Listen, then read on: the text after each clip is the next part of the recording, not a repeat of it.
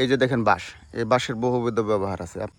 আপনার যদি কাউকে পছন্দ না হয়, মনে মনে যদি তাকে আপনি হিংসা করেন, তাহলে আপনি এটা তাকে খুব সুন্দরভাবে দিতে পারবেন এবং সে হয়তো প্রথমত বুঝবে না, পরে ঠিকই আন্দাজ করতে পারবে যে এটা আপনি তাকে দিয়েছেন। তবে আমি এই বাঁশগুলো এনেছি, আমিও দেব মানে নিচে থেকে উপরের দিকে, কিন্তু কোথায় দেবো আমি আপনাদেরকে দেখাচ্ছি। আসলে আমি মানুষকে বাঁশ দিতে পছন্দ খুব কমই করি।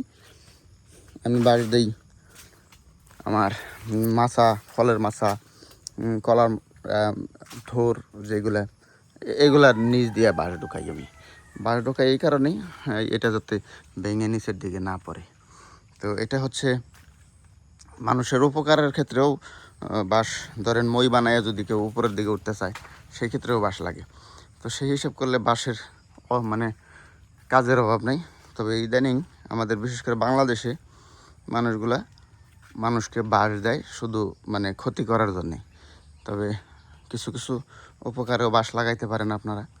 তো সবসময় যদি মানুষের ক্ষতি করেন, তাহলে জীবন তো একটাই, মরার পরে তো আর একটা জিন্দিগি আছে অনন্তকাল। তো ওই বিষয়টাও একটু মাথায় রেখে পরে বাঁশগুলা দিয়েন, যাতে আপনার শেষ বয়সে আবার, বিশেষ করে পরকালে আবার আপনার জানি বাঁশ না খাইতে হয়। তো আমি আসলে আপনাদেরকে দেখাইতে নিয়ে আসছি আমার কলা বাগান। এই বাঁশগুলো আনা হয়েছে খুঁটি দেওয়ার জন্য। তো আমার এখানে কলা মানে সবগুলাতেই এসে পড়েছে। তো এখন যদি আমি বাঁশের খুঁটি না দিই, সেই ক্ষেত্রে আমার গাছগুলো ভেঙে পড়তে পারে। তো যেই জন্য আমার মনে করেন যে এখন বাঁশ দিয়ে খুঁটি দিতে হবে। সাইজও আসতেছে, অতি শীঘ্রই বিক্রির উপযোগী হয়ে যাবে।